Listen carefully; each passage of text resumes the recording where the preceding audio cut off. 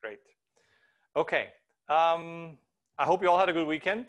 I'm actually curious, who of you is in Berkeley? Like, can you do a, like, maybe you can raise hand or something on the screen? Okay. Actually, a lot of you are in Berkeley. I guess you all have GSR appointments or so. Good. Then maybe at some point I'll see you live in Hearst Mining Building or somewhere else. So cool. Okay. Just to recap where we were. So what I discussed with you is that work is not an exact differential. And if it's not an exact differential, that means that the integration is path dependent.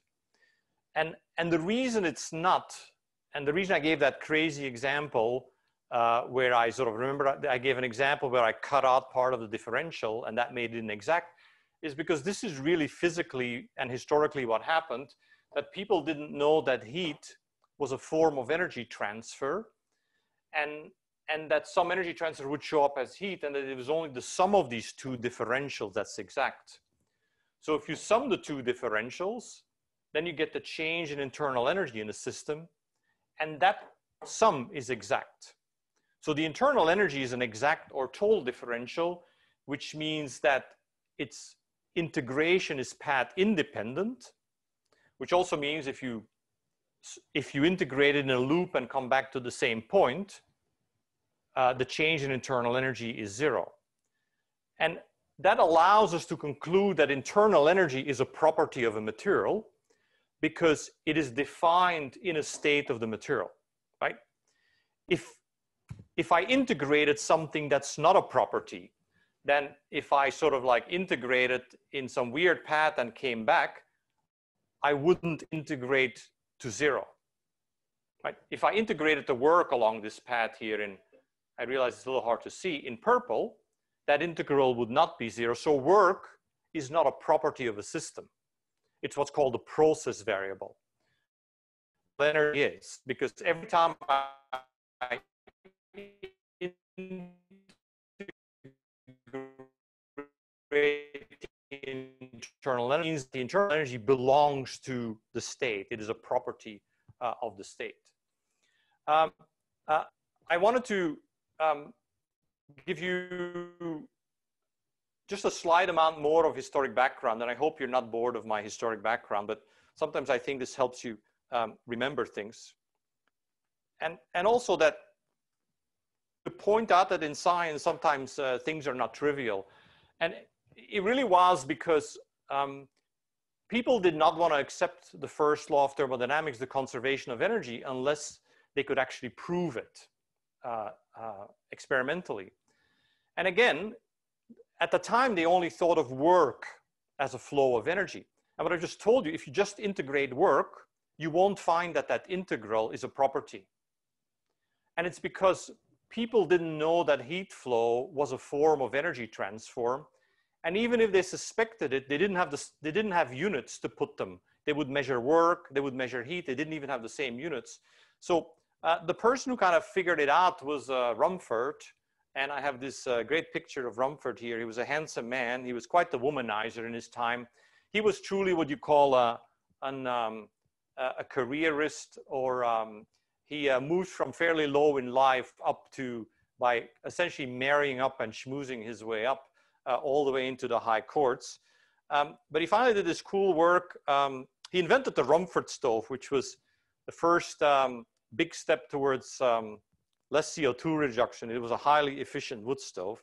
But anyway, what I want to show you is his famous article, which is showing where he argues that heat is a form of motion, and motion really at the time meant work. That's why I played the song last time. You got to move it, move it. And he did that with an example of cannon boring. This was published in Philosophical Transactions, which used to be a great famous journal for publishing materials work in it. By now it's some low impact factor journal, but it goes all the way back to the 1700s. So this was actually published in 1798. And just for fun, I want to show you how a scientific article was written in the time. So it also tells you a lot about the character of Rumford. I want you to read this paragraph. I have frequently had occasion to make this observation, and I'm persuaded that the habit of keeping the eyes open to everything that is going on in the ordinary course of the business of life has oftener, so more often, led, as it were by accident, or in the playful excursions of the imagination, and playful he definitely was, put into action by contemplating the most common appearance, than all the more intense meditation of philosophers in the hours expressly set apart for study. So what he's doing there is giving a major diss to academics, right? Academics at the time were called philosophers, even if you did natural science. That's why a PhD is the philosophy degree. And he's basically saying all these, academics that are setting time apart for study, they don't know anything, right? They don't see anything. But that if just keeping my eyes open, I see kind of interesting and cool things. So that's how he starts his paper. And then there's sort of a long experimental details about how he sets up the experiment. And remember, this is a cannon boring experiment. He has essentially a large steel ingot sitting in a large bucket of water, and a drill is going into it, drilling out the cannon bore. So, and then he says here, at the end of 30 minutes,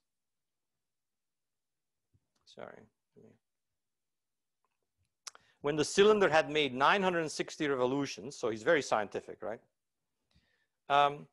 The bore is drawn by horses. This becomes important later.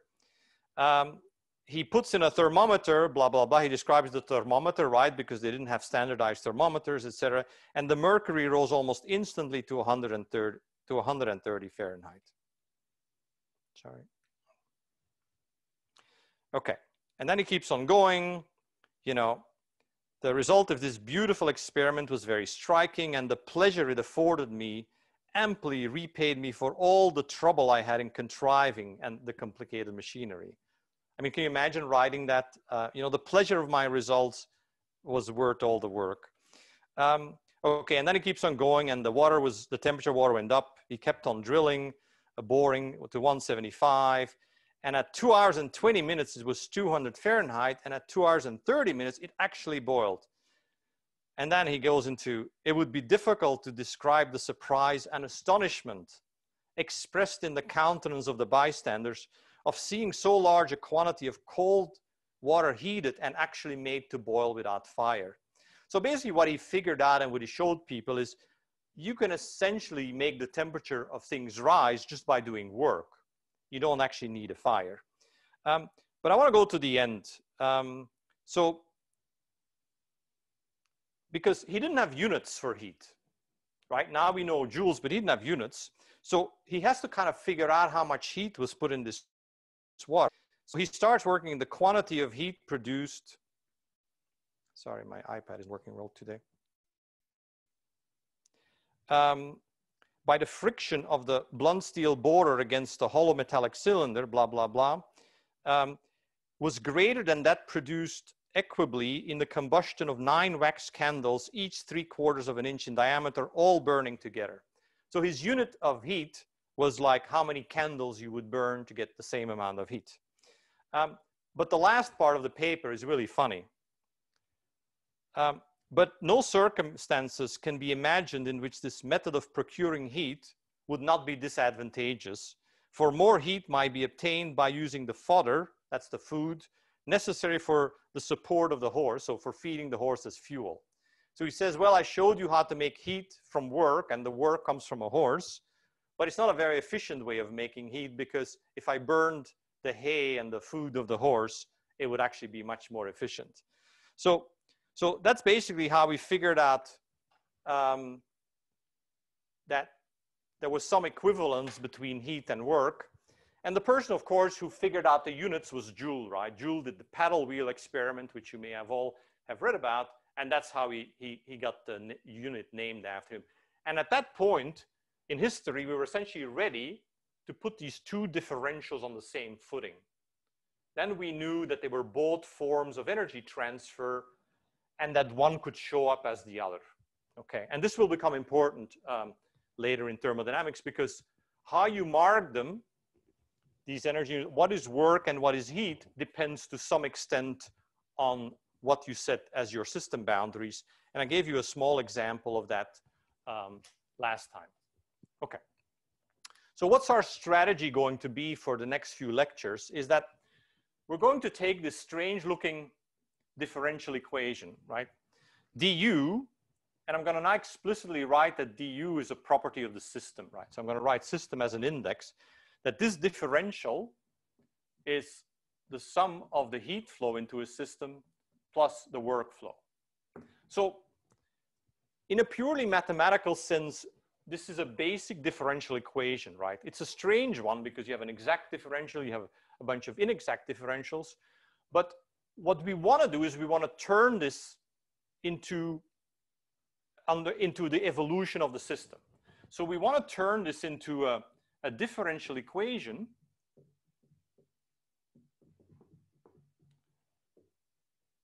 of system variables, like things like temperature and pressure and maybe amount of stuff.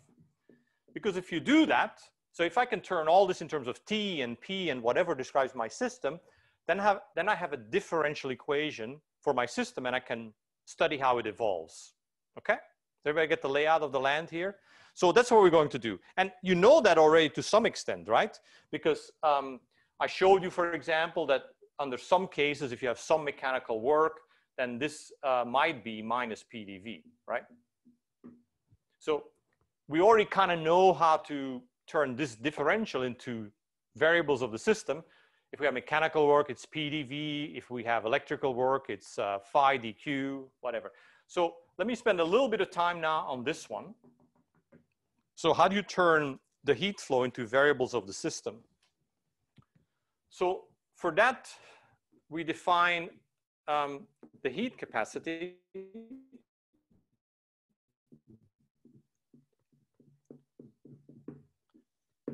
just like for the mechanical variables. If you remember, we need a property of the system, which, if you remember, how do we relate P and V? We relate it to the compressibility. That's a property of the system. How do we relate electrical potential and charge? We relate it to the capacitance. The capacitance is a property of the system. So to deal with the heat flow, we define the heat capacity, and I'm first going to define it in its most general way. So the heat capacity C is defined as the infinitesimal heat flow that you need to create an infinitesimal temperature change. And in most cases, this is normalized. So this is normalized by some mass. So you could write this as 1 over n, number of moles. But you could also write 1 over m. So an alternative would be 1 over m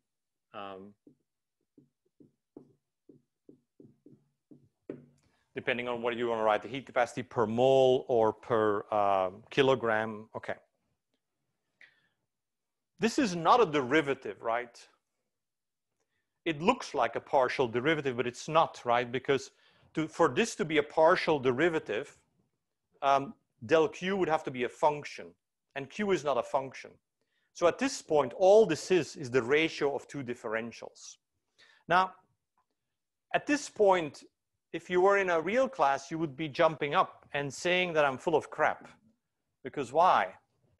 What's the problem with this?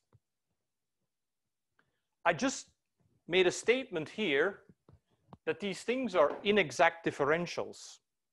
So they are path dependent. And here, I'm not saying anything about a path.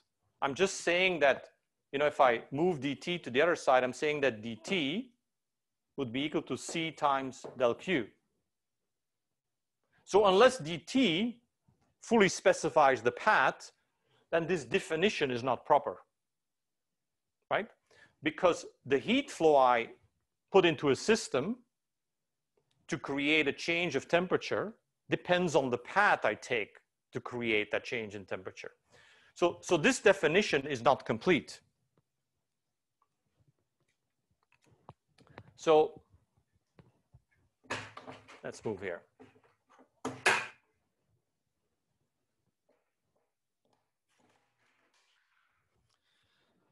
So we need path dependence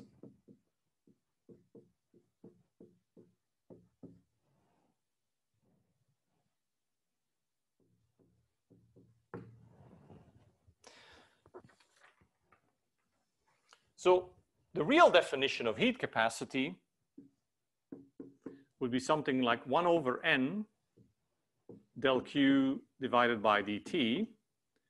And these variables would be taken along some specified path.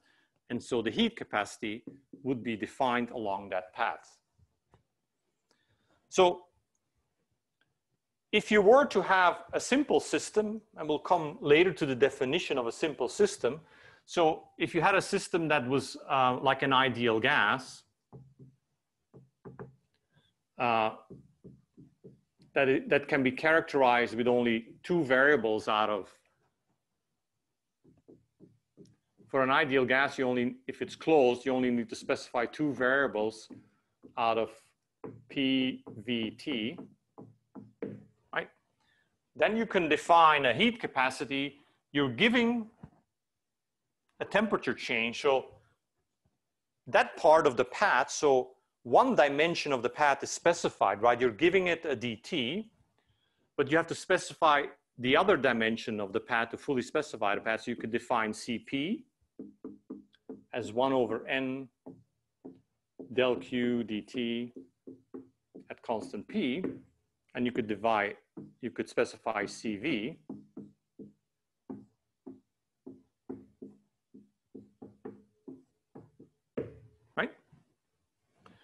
But these are not the only heat capacities I could specify, right?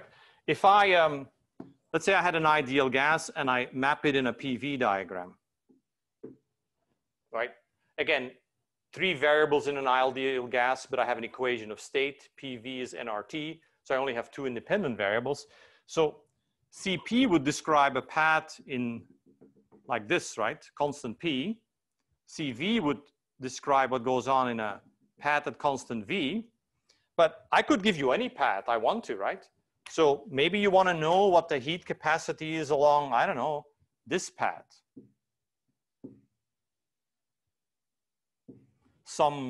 What would that be? That's some linear combination of P and V being constant, right?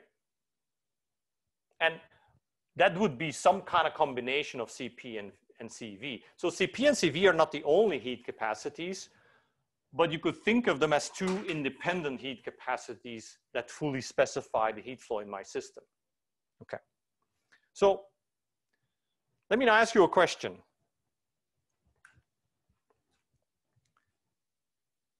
Which one is the largest? Cp or Cv?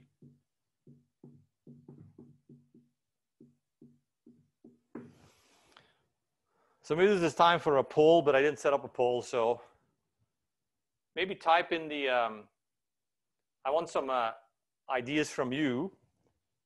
Which one is the largest, Cp or Cv? If you think of this path dependence and what goes on where you try to raise the temperature under either constant pressure or constant volume. So how about you type your answer in the chat window and I'll have the GSI related to me. You could type Cp, Cv, or you could also type they're the same if you think I'm pulling your leg here.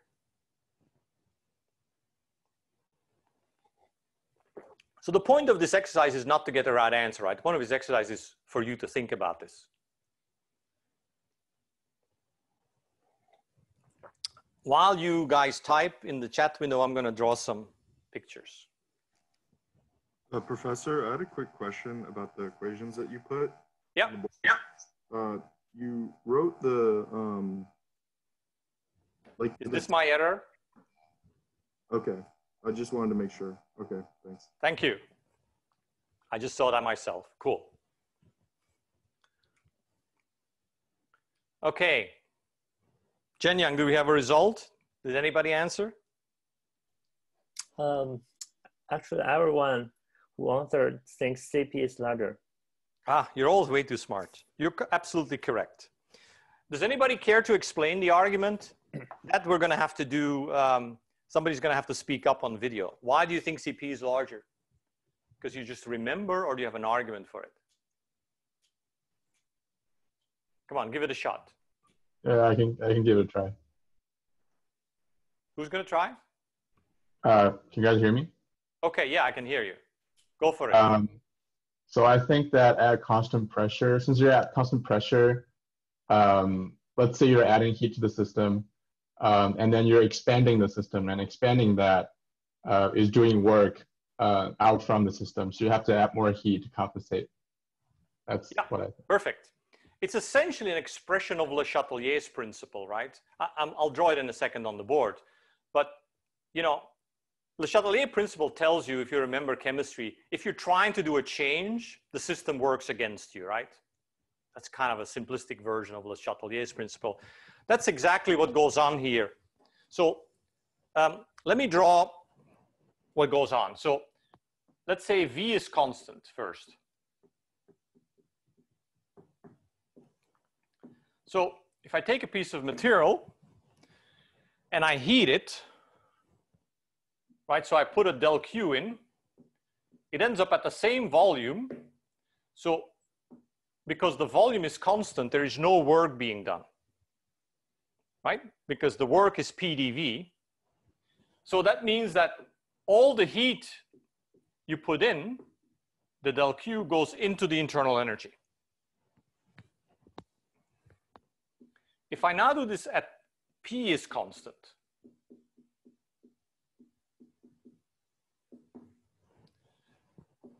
so I put in a delta Q.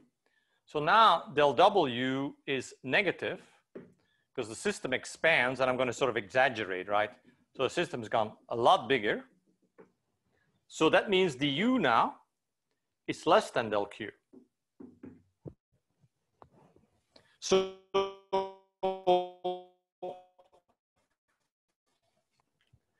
some of the heat that I've put in to try to raise the temperature has gone straight out as work.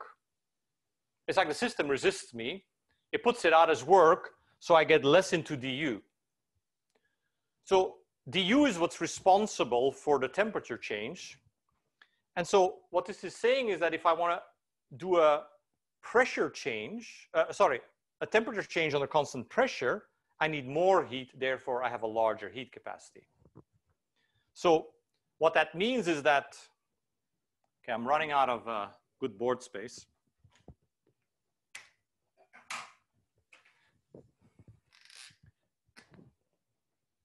That Cp is larger than Cv.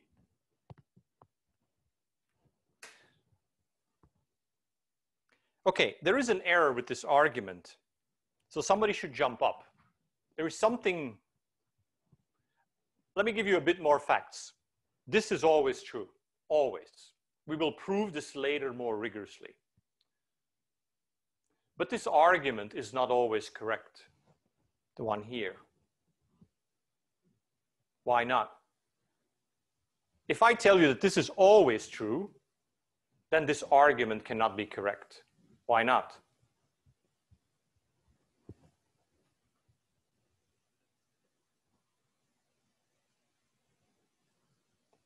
What about thermal expansion? Is it always positive? No, right? So there are materials with negative thermal expansion. There are not many. And we'll see later in the class why that is, why most materials have positive thermal expansion. But there are materials with negative thermal expansion. So if I have negative thermal expansion, then del W will be positive, right? So then, according to this argument, Cp should be less than Cv. But what I'm going to later prove to you, that that Cp greater than Cv is actually always true. It is true for materials with positive thermal expansion and for materials with negative thermal expansion. So while this is a reasonable argument to sort of remember what goes on, it is not 100% correct. But to understand what's wrong with it, we need to do quite a few more lectures and understand a lot more about entropy behavior in materials, okay? But I hope all you need to do at this point is see the disconnect, right? But this is definitely a reasonable way to sort of remember what goes on. Okay, heat capacity. I am a big fan of knowing orders of magnitudes of things. I feel that as an engineer, you have to know like whether a heat capacity is 10 to the minus 5 joules per mole per Kelvin or 5 million joules per mole per Kelvin. And that's so you can do back of the envelope calculations. So I want to show you some typical heat capacities.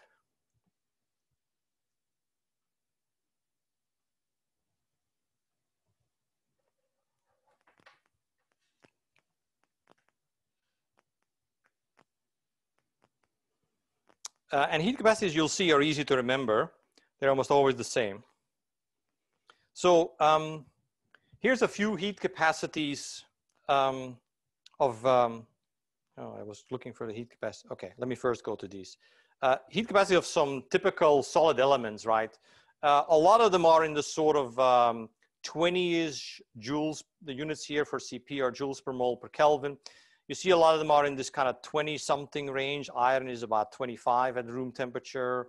Titanium is about 25. So for magnesium, sodium's 28. Silicon's 20, etc. And that was observed by Dulong and Petit, who formulated the law of Dulong and Petit that the heat capacity is approximately 3R, which is 25 joules per mole per Kelvin for elements. And so remember that as an order of magnitude. What we'll see later is that these elements that have very low heat capacity, like say diamond, right, or boron, that the reason they have very low heat capacity at room temperature is because they're extremely stiff.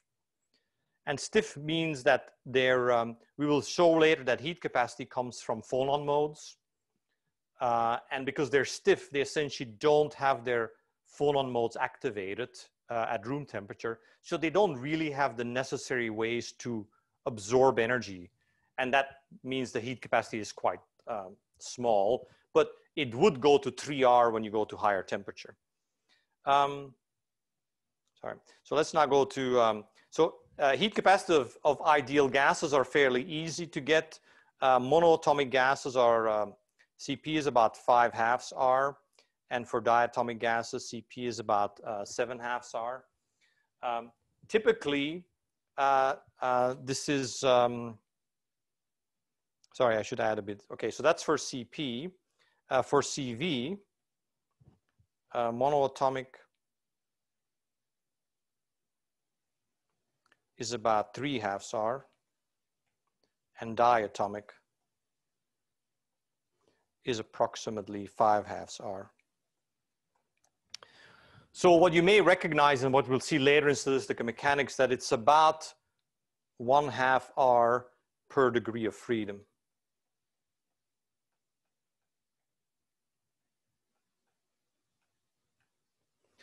And that's for CV. So you can see if you look at a monoatomic gas, right? A monoatomic gas has simply 3 translational degrees of freedom. Okay. Sorry, let me fix my pen here. Okay. Has 3 translational degrees of freedom. So these are degrees of freedom. What does that mean? That it can pick up energy in that degree of freedom. And in this case, it's kinetic energy. So that's why a monoatomic gas CV is 3/2 R. So why do you think a diatomic is 5/2 R and not 6/2 R? Right, a diatomic, I have 2 molecules. So why don't I have 6 degrees of freedom? It's because in a diatomic, in most diatomic molecules, the bond that connects them is very stiff. And so that removes 1 degree of freedom. So I have 6/2 minus 1. So I have 5/2 R. Okay. So maybe to run ahead a bit, and if you don't know this, don't worry about it. Why do solids have about 3R? So just to do very high level math here, 3R is 6/2 R, right? This is complicated math in thermo here. What do you think are the 6 degrees of freedom? Anyone wants to take a guess? I'm going to have my coffee. It's early in the morning.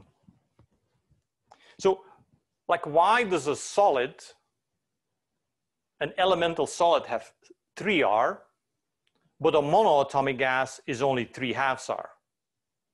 So why does the solid seem to have more degrees of freedom? It doesn't make any sense to me, right?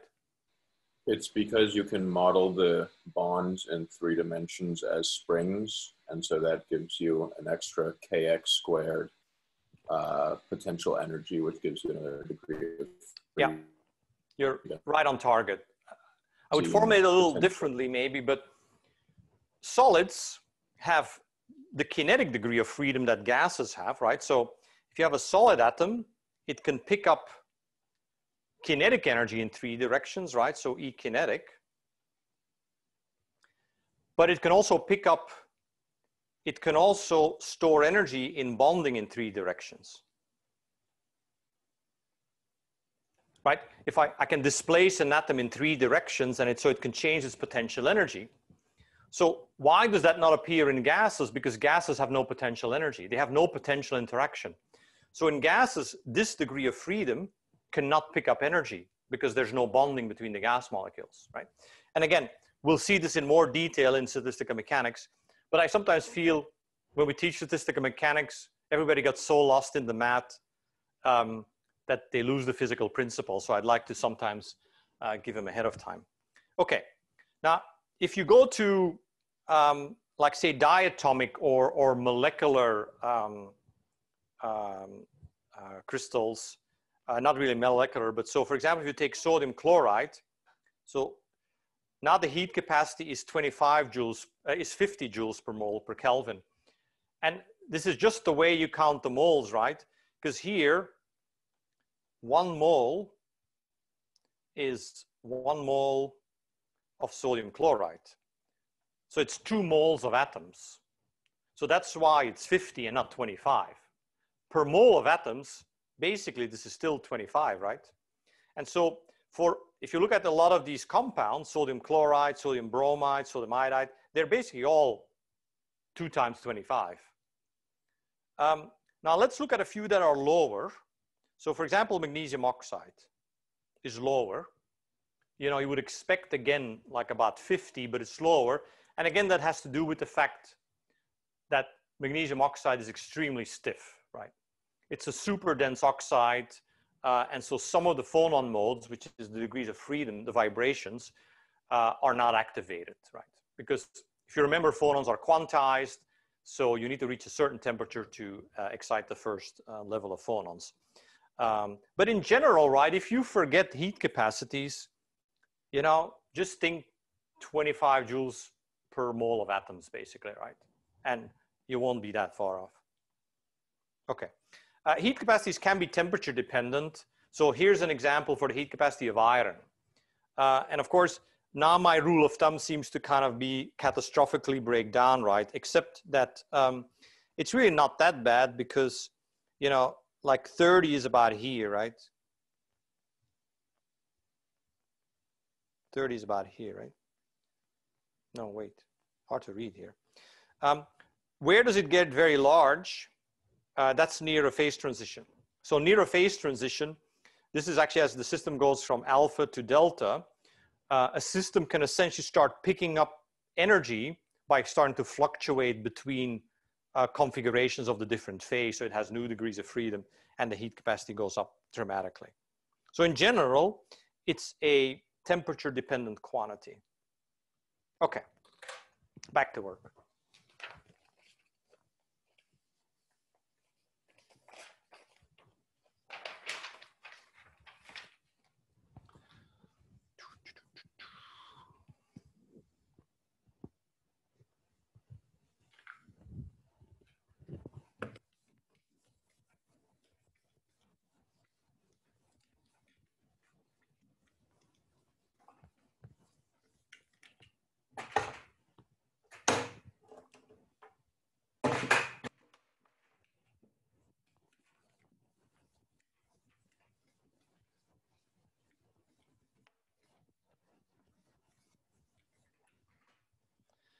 What about elastic tensors or compliances. If I write this thing that I wrote to you last time, wow, I'm eating through pens here like there's no tomorrow. Maybe there is no tomorrow.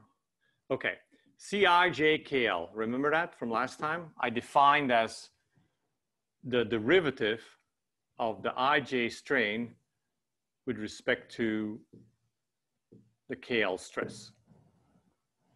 So you see now that I need a path dependence on that as well, right? Because, you know, if I put this in a work differential to integrate it, I need to specify the path.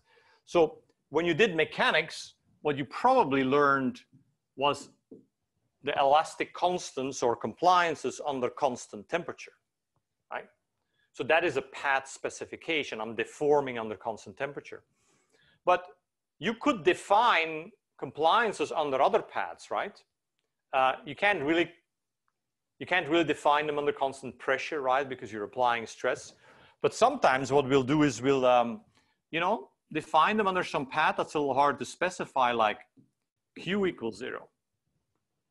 So what that would be an adiabatic path, right? That would be a path for my system under which it does not exchange heat, right? That's a reasonable path, right? Whenever I specify, when my specification on the differential is precise enough that it gives me a path, that's fine. That's a perfectly fine property. So this would be the elastic compliances under adiabatic conditions. And now you can ask yourself the same question, right? Are these larger in general than the ones under constant temperature?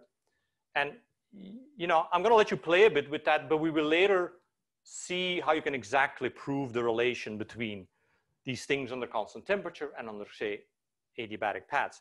Now, why would you care to know this besides passing your thermo exam?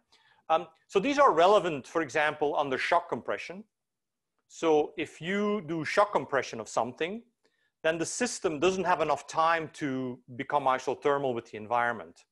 So we will see later, for example, that if you do elastic shock compression or tension, the temperature in the material changes. And so the relevant quantity, if you want to calculate mechanics then, is these guys, right? It's not the elastic constants on a constant temperature. And so you need to start understanding how they relate to each other. And that's what we'll do in chapter 2 and 3 of the class. Okay. So I want to take a step back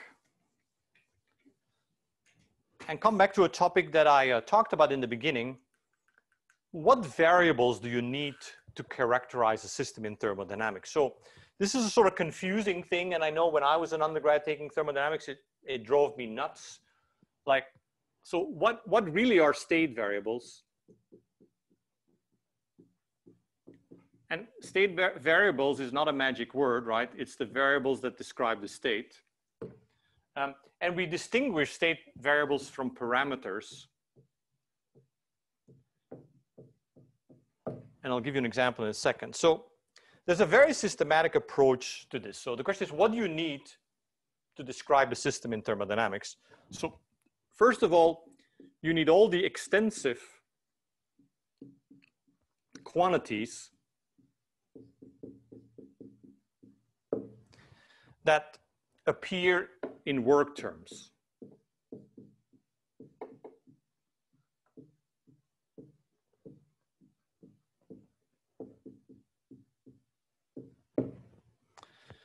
So I'll write the extensive variable as xi, and just to recap, I'll write the work term. So for example, this could be V, right? Because V I would need if I want to calculate minus PdV, if I have PdV as a work term. If I have a one-dimensional system, that could be L, right? So that would be, I would calculate FdL. If I do a full strain expansion, this could be the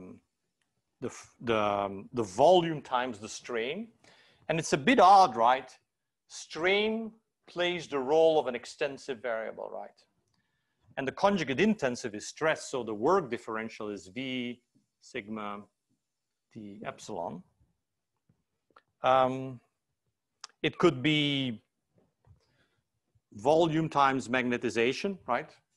Because remember, often this is normalized by volume, the magnetization, so we multiply by the volume, and that would appear in something like mu naught h dm, right? And I would need a volume there, right? There you go. And I could keep on going, right? Charge is an extensive variable, so that would appear in phi dq. V times polarization, so this is now not pressure, this is electrical polarization. This would appear in V E dp, electric field, right? What if I have an open system? If I have an open system, what would be, I'll stay down here. There you go, then the board goes down. Come on, board, camera, here you go. What if I have an open system? What's the variable then? Well, the extensive variable then is like the mole number, right? Let's say the system is open to species I. So then I would have N, bad writing here, Ni, right? That would be my extensive quantity. And there would have to be some work term here, right? Because if I exchange an extensive variable, remember I told you later there's a mass flow, there's an energy flow with that. Later we will see that that's the chemical potential, right? So I'm just going to put this between brackets. That will be mu d Ni. But for now, you don't have to know that. But those of you who've seen thermo, of course, will see the relation. Okay, so this is one. You need the extensive quantities. And why, if they are variables, that means they can change, right? That's the word variable. It can change. That means that their work terms are active, right? If magnetization can change, then I can have an energy flow in or out of the system because of that, right? If the volume can change, then I have an energy flow through PDV. So whenever an extensive variable can change, it activates a work term for energy transfer. So the second thing you need is the conjugate forces to the extensive variables.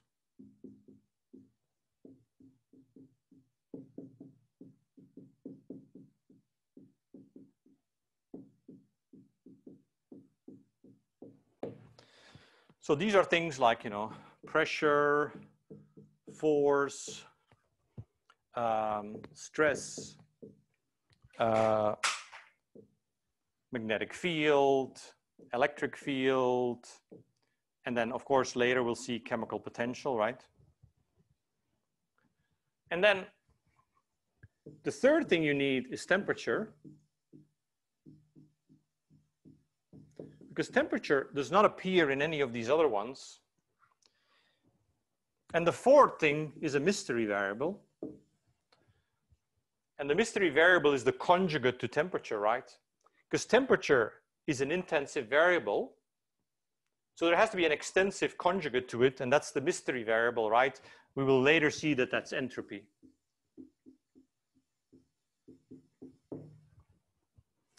And so this will complete the set of variables you need to analyze a thermodynamic system. So if I have, say, 3 work terms active, then I have 3 extensive variables, 3 conjugate forces, temperature, and entropy, right? So I'll have 8 variables.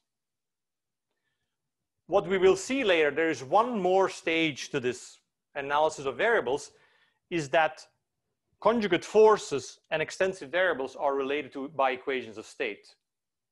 So we will actually cut the number of variables in 2 because for each work term, there is an equation of state.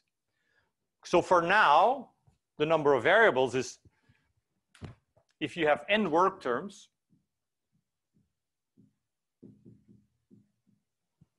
right? The number of variables is 2n plus 2.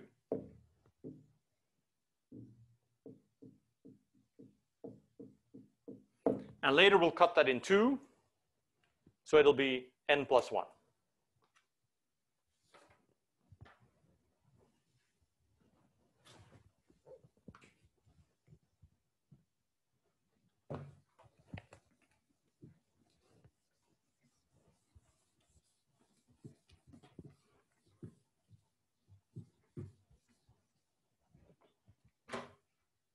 So parameters play a different role.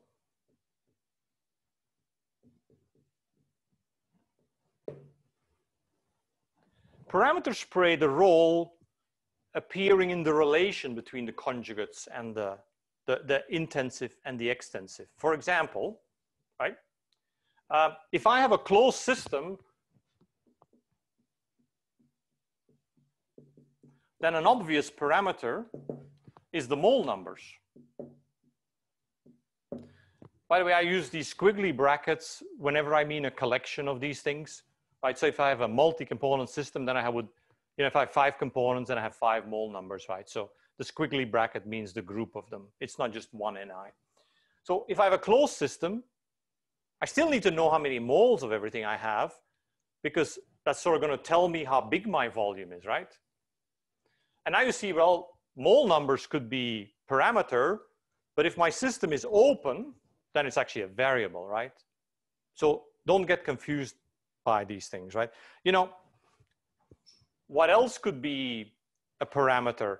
The shape of material could be a parameter, right? Could also be a variable, to be honest. So all the things that you will need to characterize the relation between these variables. So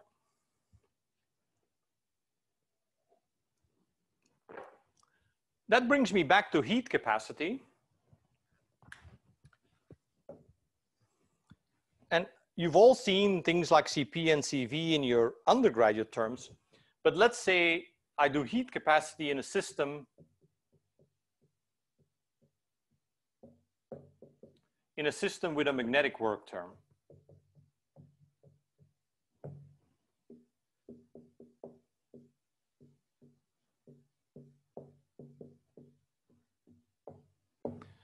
Right, so if I have magnetic work, I need some extra variables, right?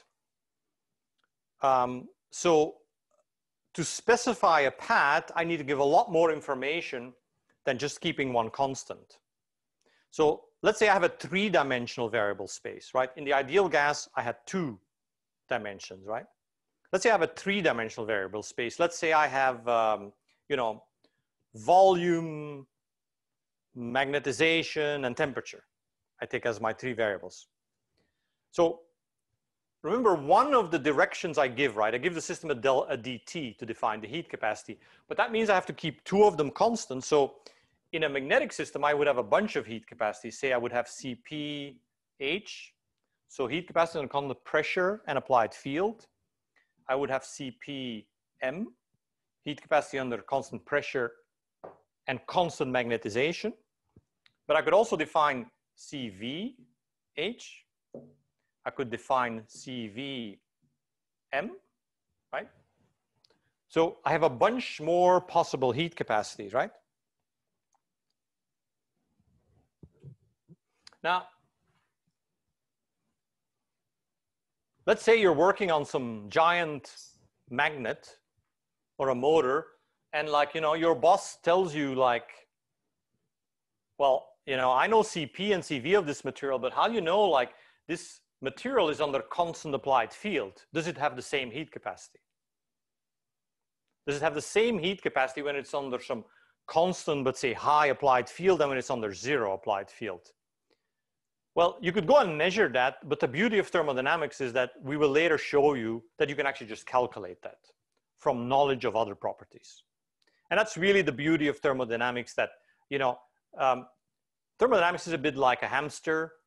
It's sort of like, for the longest time, it doesn't do anything. And then you give it something and it just goes and it figures out all the other things it can do with that. And this is one of the cool things that, it gives real power that you can relate all these quantities, and we'll do that later. Okay.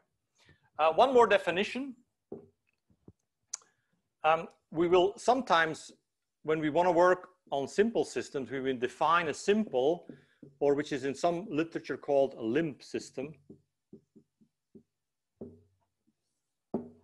And a simple or limp system is one that it has no shape preference, so it's like a liquid, and it can be described with only pressure, volume, and temperature, two of which are independent. So there's one equation of state. And so the only work term present is then minus PdV. And so occasionally we'll do that just to make simple arguments. But keep in mind, what I'm trying to teach you is how to do thermodynamics in all of its generality. And there's a reason for that, that if you'd come to graduate school 30 years ago, all we ever had to teach you was metallurgical thermodynamics. And we do a little bit of that, and after that we do solution theory with 700 parameters in it. But you know, now material science goes everywhere. You know, people work on magnetic materials, people work on epitaxial materials, people work on polymers. And so you need to understand how you deal with thermodynamics in its generality with different boundary conditions. It's not always constant P or V. Okay.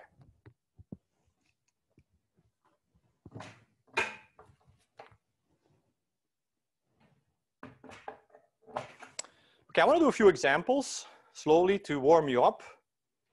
So I'm going to define an ideal gas.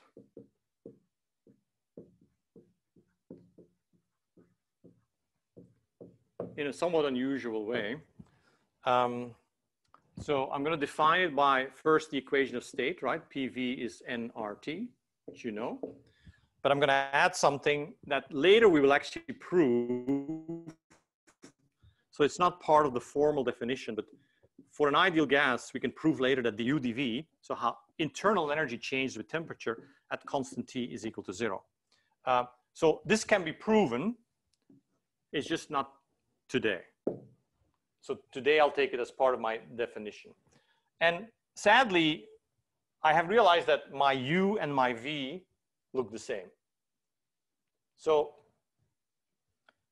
think about it, there's two possibilities here if you can't read this, right? There's that this is dV du, but then it means the same, right? If it's du dV that's 0, then dV du is 0 too, right? It could be dV dV, but that doesn't mean anything. Or it could be du du, and that doesn't mean anything. Okay, I'm just joking, but it's du dV that's 0, okay?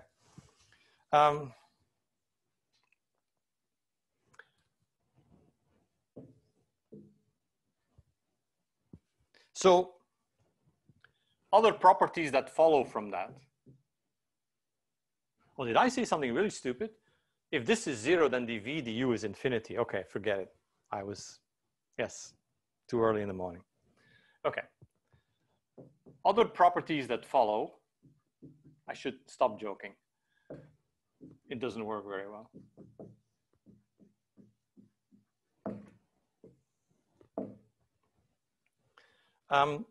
You can prove that that means also that du dP at constant temperature is 0, and that Cp minus Cv is equal to R, the gas constant.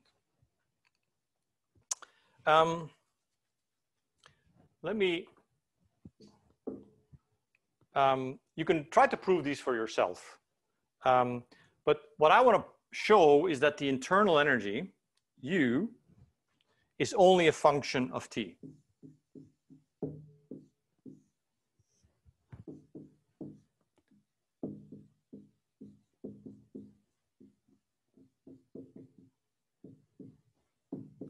And I'm even going to tell you what that function is. Okay, so let's prove that.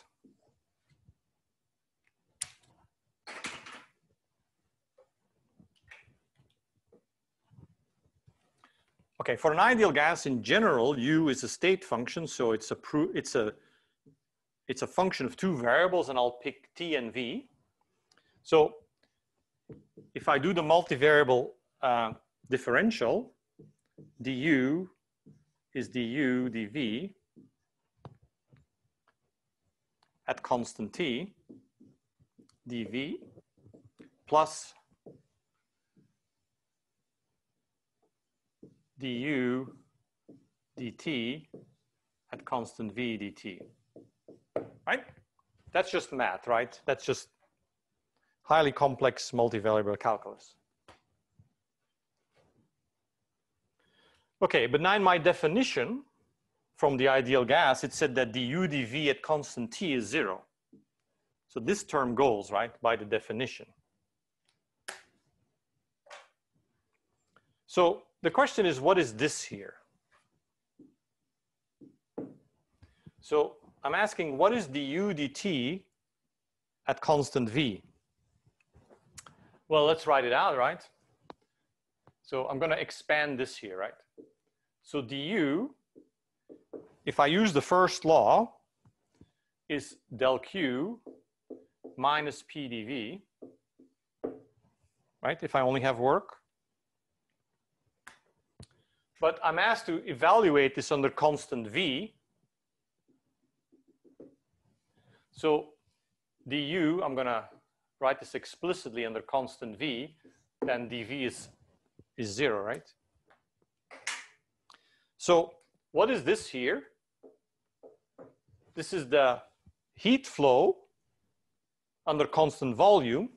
So that is NCV dt, right? Because that's my definition of the heat capacity, right?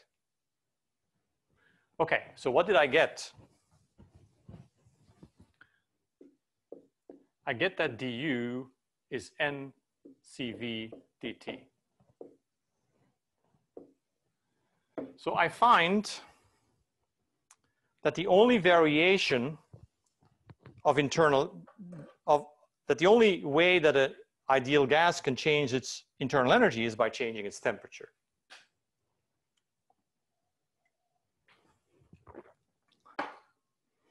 So a big deal in thermodynamics, you know, thermodynamics is just comes at you with tons of equations, right? And a big deal in thermo is to understand, okay, I'm gonna stand here, is the validity of equations. And you have to think about this hard, right? So under what conditions is this equation valid? Because I can tell you, a third of you, I've taught thermodynamics for 20 years, so I have statistics. A third of you will not use this equation correctly. So let me ask you, what is the validity? What are the, under what conditions is this equation valid? Maybe I'll help you because it's hard stuff. Obviously, we derived it for an ideal gas, so it's only valid for an ideal gas, right? Let's go to the easy part. This is not valid for a piece of copper or for any other system. So it's only valid for an ideal gas. But let's see, we're going to type this in your answer in the chat window. Is this only valid for constant volume changes? Okay, type it in the chat window. I'm going to have a drink of water. Well, I have to stay here, right? Because you have to see the equation. Come on, camera. There we go.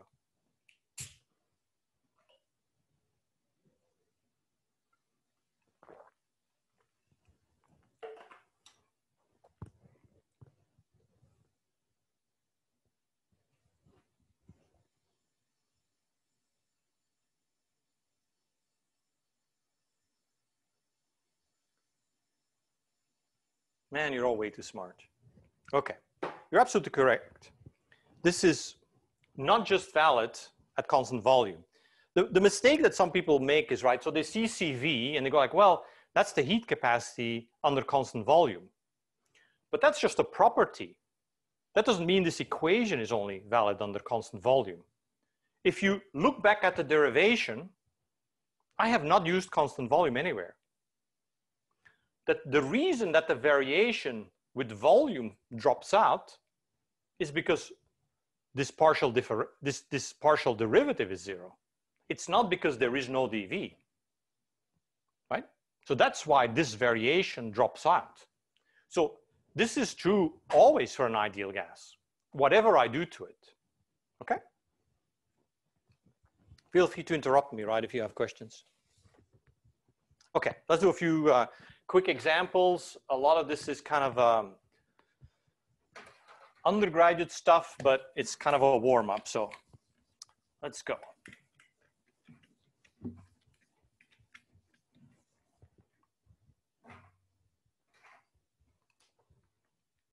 Okay, let's do some integrations of PDV.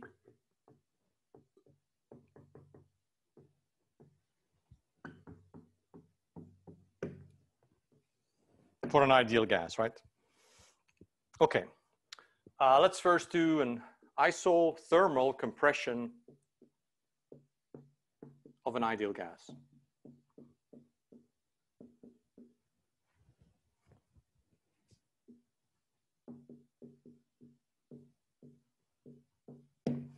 So I keep the gas at constant temperature, like by, say, putting it in a heat bath.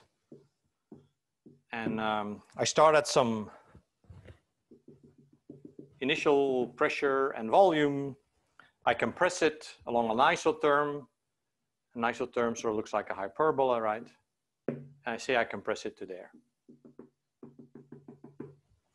And let's say I double the pressure isothermally, so I cut the volume in half. So let's calculate the work. The work is minus the integral of PDV. So I have to get this into one variable, right? So I'm going to say substitute P. So I'm going to write P as nRT over V.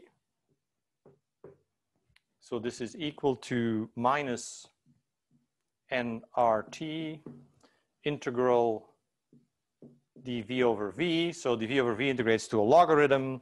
So this is minus nRT log V final over V initial. And let's say we decide that this here is V naught and this is V naught over 2, right? Then V final is half of V initial. So then this is equal to RT log 2. And I'm taking, let's say, 1 mole.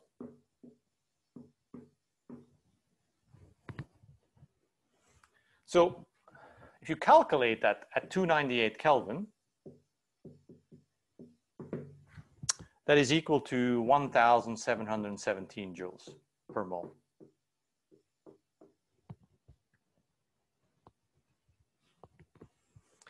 Okay, let me now do another integration, which is not isothermal. So I'm going to start in the same state. I'm going to end up in the same state. So this is V naught over 2. And I'm going to integrate, let's get pink, this way and then this way, right? I'll call this piece 1 and this piece 2. Let's do easy. Along W along piece 2 is 0, right? Because there's no dV. There's no change in volume, so there's no work being done. So what's W along path 1? So here the pressure is constant, so I'll call this P naught. So that's an easy integral to do, right? I can get the pressure out of the integral now. So I get now minus P naught times the final volume is V naught over 2 minus V naught. That's the integral, right? So that's equal to P naught V naught over 2, which is RT over 2, which is 1.239 joules. Let me know if you can't read something, right? And the exact numbers are not so important. This is about 1.2 kilojoules, but the previous answer was about 1.7 kilojoules. So it's a very explicit example showing that the work integral is path dependent. So what about delta U along? First, what about delta U? Is the change in internal energy along two paths the same? Yes, it is the same, right? Because I'm only going, the change in internal energy, delta U, is U final minus U initial. Right? So it does not depend on the path. So I think I discovered something. I think I'm going to raise money for this. I set up a little company. This path, it takes less work to compress along this path and along that path. Right? This was 1.2 kilojoules, this was 1.7 kilojoules. So you know what? I'm really smart. I'm just going to, why not just go this way? And then up. You see the green path, okay, you see the green path, I went down in pressure, then I reduced the volume at constant pressure, and then I go up. I'm going to have even less work, right? Because the work I'm doing is essentially this integral here, right? So why not keep on going? So I have a magic way now to compress gases with almost no work. I just keep on moving the pressure down here, and I cross over and I go back up. And you know, if I make compressed gas, I can make turbines spin, I can, you know, do whatever I want to, right? So what's the fallacy in my argument?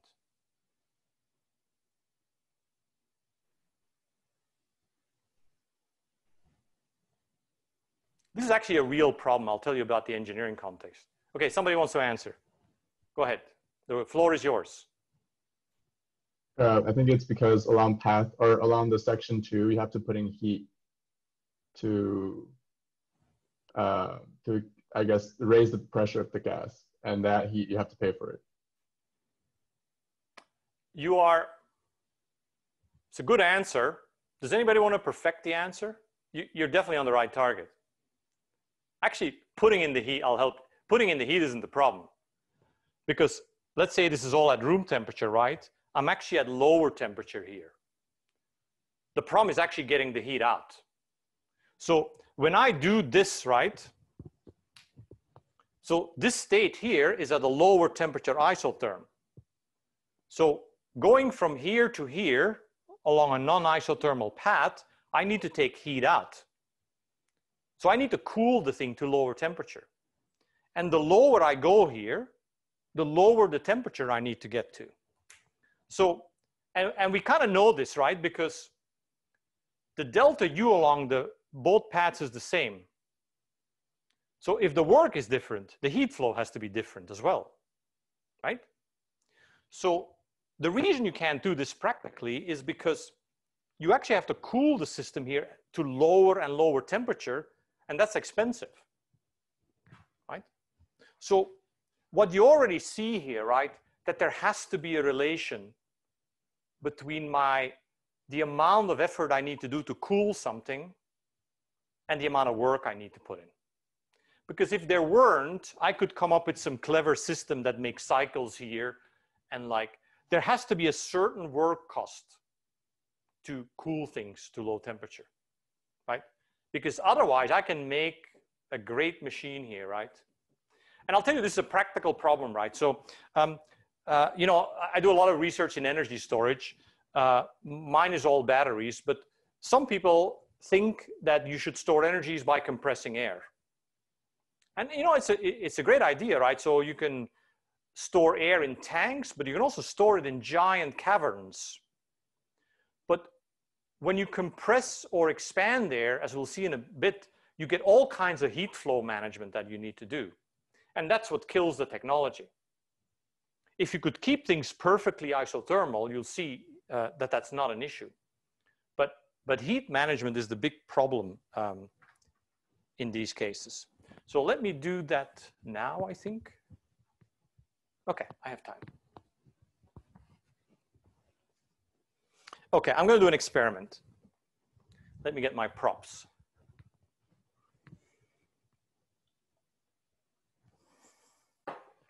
Normally I ask a volunteer, but I have no idea how to do a virtual experiment.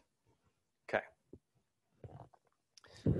You know, I've been teaching thermodynamics, you know, when I was at MIT, I was already teaching graduate thermodynamics, and sometimes I meet my old graduate students, like who took the class 15 years ago, and they always go, oh yeah, that was cool, I learned thermodynamics from you, but all they remember is the bicycle experiment. That's all they remember. So here we go. I feel like I couldn't deny you. So I took this bicycle tire, which is full of spider webs, because where I live, it's way too hilly here, and this is getting very painful to bicycle. So, you know, I pumped it up, I think, to about 50 PSI, pounds per square inch, sadly, which is like a few bar, right? And I let it equilibrate. I did it last night, so I let it equilibrate to room temperature. And here's the valve, and I'm gonna like let the air out. Can you hear the sound of the air coming out, okay? So if you were here, the volunteer would testify to me that the air coming out, especially towards the end, is really cold. And actually, you also feel it on the valve. The valve is actually really cold as the air has come out. And the question is, why? And you probably know already why that is to some extent, but I'm going to show you a bit that this is more complicated than you think. So remember the bicycle experiment. Think a bit about it. What's actually going on in the bicycle? And then we're going to try to solve that. And so maybe I'll get started.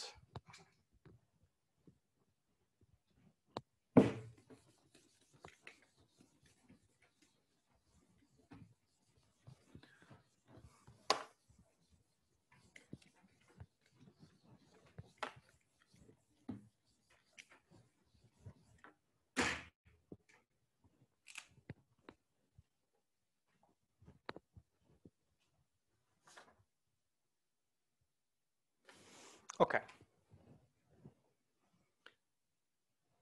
You know what? Let me ask you a question, because that's much more fun. Sometimes I think the first thing you should do when you look at a problem is just analyze it and see if you can kind of with concepts figure out what's going on.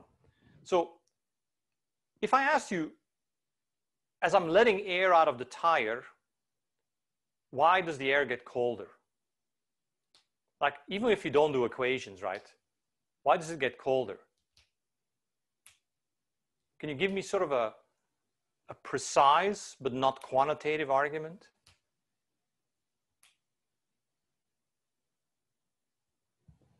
I erased the right equation. Okay, let me write the equation back, right?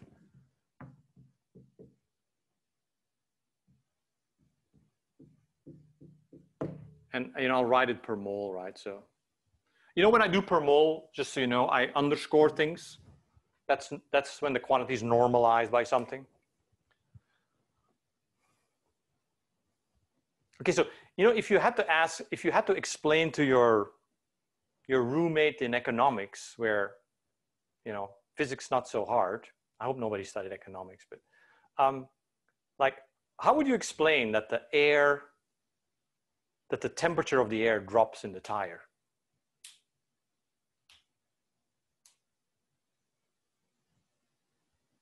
I mean, let's treat the air in the tire as an ideal gas, right? How do I get a negative dT? I need a negative du, right? Right? Well, du is del Q plus del W. So one of these has to be negative, right? To get a negative du. Which is the one that's negative? Work, right? The Q can't be negative, right? Because I'm at room temperature. You know, the gas is at room temperature, the environment is at room temperature, where's the heat flow going to come from? So the reason the U is negative is because del W is negative. So why is del W negative? Because if I if I take some segment of the tire, right? So this is the inside of the tire, and I look at a volume element, somewhere down here, right, gas comes out of the tire, right? This is the valve. So as gas leaves, this volume element expands, right? So it's doing work on its environment around it. So work is negative, that means the U is negative, that means the T is negative, right? So you should think through things like this, right? Try to rationalize them. And once we do that, we can actually calculate the numbers. But first think about sort of what the physical stuff is that's going on, right? Okay, so what I'm going to do quickly to end is calculate this temperature under adiabatic conditions. So temperature change under adiabatic conditions.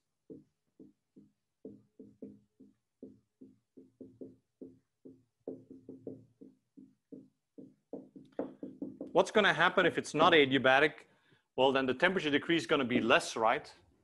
Because del Q is always going to be positive because my temperature of the air drops and the environment is higher in temperature, so heat flow can only be one way, right? I'll come back to that next time. So how do I do this? Well, I know that in this case, the U is minus PdV. And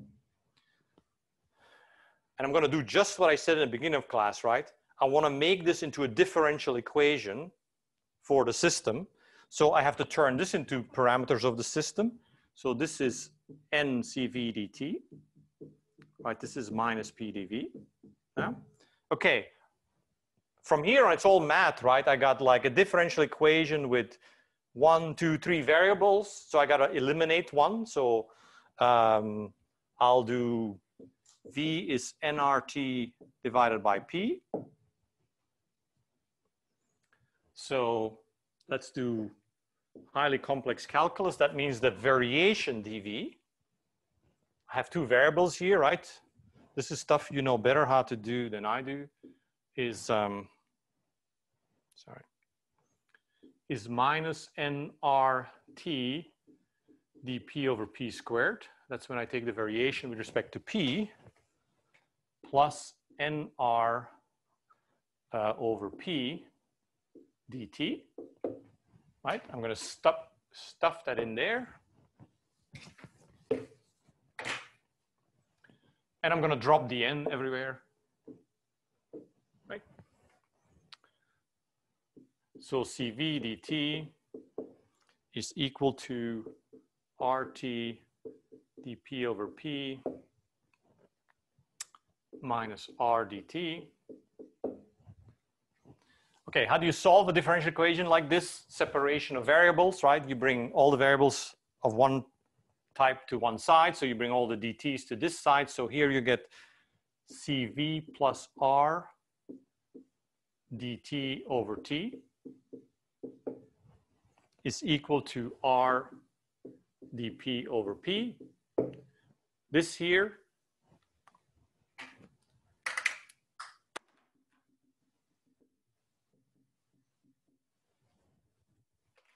this is equal to Cp, right? And now we integrate this, right? We integrate. And so what I get is that T2 over T1 to the power Cp over R is equal to P2 over P1. Or T2 over T1 is equal to P2 over P1 to the power R over Cp.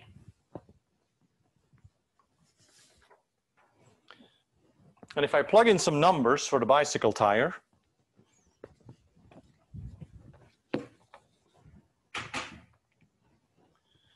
if I take T1 as 300 Kelvin, and I take P1, the initial pressure in the tire, as 3.4 atmosphere, that's the overpressure.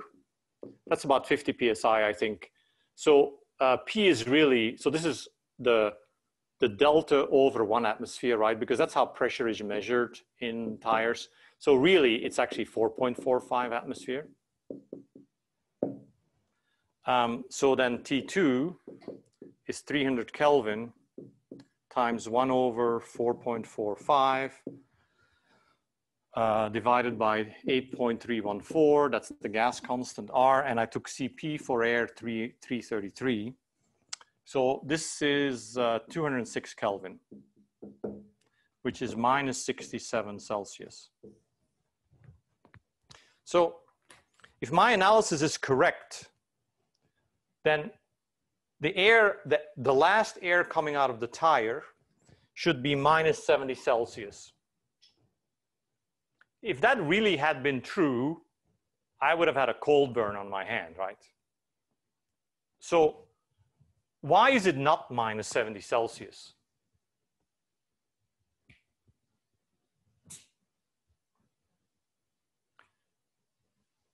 Well, think about, we calculated the limiting assumption, right? We set del Q to 0. But think about it, when I let air out of the tire, the remaining air in the tire is cooling, right, by adiabatic expansion. But, you know, the tire has the whole rim and everything, right? The metal from the rim, the rubber. So when I'm so halfway decompressed in the tire, the temperature is much lower than the temperature of the rim and the tire. So it's starting to pick up heat, right? So the delta Q starts to become positive because that gas is much lower in temperature. So what thermodynamics has done for you here is essentially give you a limiting case, right? It's giving you the lowest possible temperature you can reach under adiabatic conditions here. Okay, so this is only a starter. I'm going to come back to this on Wednesday because this problem turns out to be more interesting than you think. There are all kinds of subtleties that I want to walk you through in the analysis of the bicycle tire. So I'll pick that up on Wednesday. I'll see you on Wednesday. We will later tonight put the first problem set online. You won't be able to solve all the problems, but I'll ask the GSI to mark the ones that you can already kind of tackle. That way you can kind of get warmed up a bit. And then by the end of the week, you should be able to kind of tackle them all. So again, let me know if you have questions. Unfortunately, there's a class in this room after me, so I don't have a ton of time to stay around and answer questions now. But what I realized is that maybe I'll just schedule a few open Zoom meetings. Normally I do office hours by appointment, but I just don't think that's going to work well. So I'll just set up a few Zoom meetings I'll just be there working away at some paper or whatever, and you can just zoom in if you have questions for me. But also feel free to send questions by email. I know I have one pending. I know who you are, who sent it. I haven't had a chance to answer it, but I will. So sorry for that. Anyway, it was good seeing you. I'll see you all again on Wednesday. Enjoy the rest of your day or night. So take care. Bye.